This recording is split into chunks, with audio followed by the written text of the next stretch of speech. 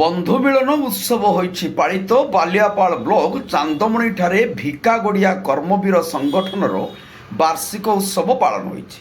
ସଂଗଠନର ସଭାପତି ଗୁରୁପ୍ରସାଦ ପାଢ଼ୀ, ଆବାହକ କାର୍ତ୍ତିକ ଦାସ, ସମ୍ପାଦକ ଅଧ୍ୟାପକ ସୁଖଦେବ ପାଣିଗ୍ରାହୀ, ବିଶିଷ୍ଟ ଅତିଥି ଭାବେ ସମିତି ସଭ୍ୟ ଶାନ୍ତନୁ କୁମାର ମହାପାତ୍ର, ନିମନ୍ତ୍ରଣ ଅତିଥି ଭାବେ ରବୀନ୍ଦ୍ର ବିଶ୍ୱାଳ, ଅଜିତ ରଣା, ଜୟାନନ୍ଦ ବିଶ୍ୱାଳ, କାର୍ତ୍ତିକ ମହାନ୍ତି, ସୁଧୀର ସାମୁଲ, ଶାନ୍ତନୁ ସାମନ୍ତରାୟ, ସାହେବ ନାୟକ, ସାଇ ଜୀବନ ମହାନ୍ତି ପ୍ରମୁଖ ଯୋଗ ଦେଇ ପରିବେଶର ସୁରକ୍ଷା ସହିତ ଚାନ୍ଦମଣି ଶୈବପୀଠକୁ ପର୍ଯ୍ୟଟନ ସ୍ଥଳୀର ମାନ୍ୟତା ଦାବି କରିଥିଲେ। ଚାନ୍ଦମଣି ବଙ୍ଗୋପସାଗର ବେଳାଭୂମିର ବିପଦମୁକ୍ତ ତଥା ଝାଉଁ ଜଙ୍ଗଲ, ନାଲି କଙ୍କଡ଼ା ଶାମୁକା ସହିତ ସୂର୍ଯ୍ୟାସ୍ତର ମନୋରମ ଦୃଶ୍ୟ ଅତି ଚମତ୍କାର ବୋଲି ମତ ରଖିଥିଲେ।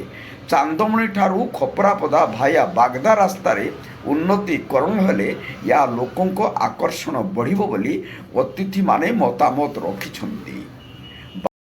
ପରିଚୟ ଦେବେ କି? ମୁଁ ଗୁରୁପ୍ରସାଦ ପାଢ଼ୀ, ମୁଁ ଏ ଫ୍ରେଣ୍ଡସିପ୍ କ୍ଲବ୍ର ଜଣେ ମେମ୍ବର।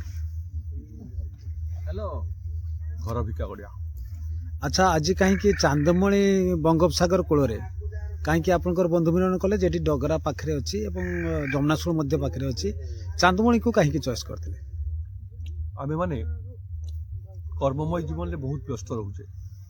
ଏ କର୍ମମୟ ଜୀବନରେ ବହୁତ ଲୋକଙ୍କ ଗହଣରେ ନିଜକୁ ହଜାଇବାର କିଛି ମଜା ନଥାଏ। ଆମେ ଏକ ନିରୋଳା ସ୍ଥାନ ବାଛିଲୁ, ଯାହା ଚାନ୍ଦମଣି ସମୁଦ୍ର ବେଳାଭୂମି। ଆଉ ଚାନ୍ଦମଣି ଆମ ଏ ଅଞ୍ଚଳର ଏକ ପ୍ରସିଦ୍ଧ ବେଳାଭୂମି, ଯାହା ବିଷୟରେ ବହୁତ ଲୋକ କମ୍ ଜାଣିଛନ୍ତି।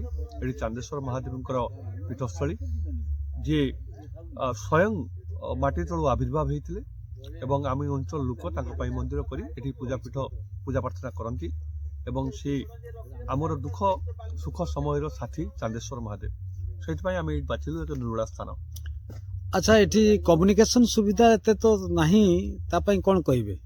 କମ୍ୟୁନିକେସନ ସୁବିଧା ଅଳ୍ପ ବହୁତ ଅଛି, ବାକି ଲୋକଲୋଚନରେ ଏଇଟା ଆସିନାହିଁ। ଏଠି କମ୍ ଲୋକ ଆସୁଛନ୍ତି। ତାର କାରଣ ସରକାରଙ୍କର ପର୍ଯ୍ୟଟନ ଦୃଷ୍ଟିକୋଣରୁ ଉଦାସୀନ ମନୋଭାବ ଏଠି ପର୍ଯ୍ୟଟନ ବିକାଶର ଏକ ଅନ୍ତରାୟ ସୃଷ୍ଟି କରିଛି, ଯାହା ପାଇଁ ଏହା ଆଜି ସାରା ଓଡ଼ିଶାରେ ସାରା ଭାରତରେ ଆଦୃତ ହୋଇପାରି ନାହିଁ।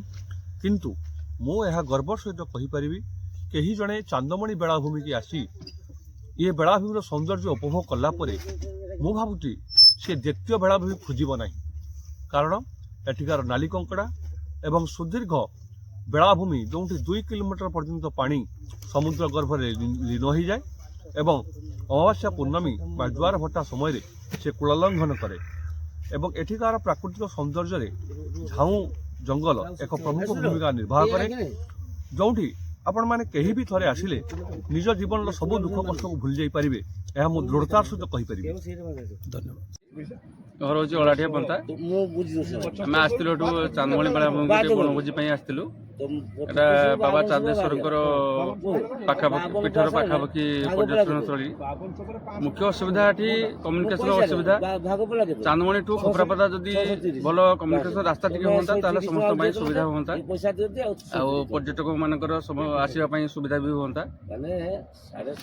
ଆଚ୍ଛା, ଆପଣଙ୍କର ଏଠି କେତେ ବର୍ଷ ଧରି ଏଟା ଚାଲି ରହିଛି? ଏଟା ଆଜକୁ ପ୍ରାୟ 20 ବର୍ଷ ହେଇଗଲା। ଆଚ୍ଛା, ୟାର ଉଦ୍ଦେଶ୍ୟ କ'ଣ? ଉଦ୍ଦେଶ୍ୟ ମହତ ଉଦ୍ଦେଶ୍ୟ ରହୁଛି, ଯେହେତୁ ଘଞ୍ଚ ଝାଉଁ ଜଙ୍ଗଲ ରହୁଛି, ନାଲି କଙ୍କଡ଼ା, ସମୁଦ୍ର ବେଳାଭୂମିଟା ବହୁତ ଭଲ, ବନ୍ଧୁ ମିଳନ ଉତ୍ସବ, ବର୍ଷକୁ ଥରେ ଆମେ ଏକଜୁଟ ହଉ।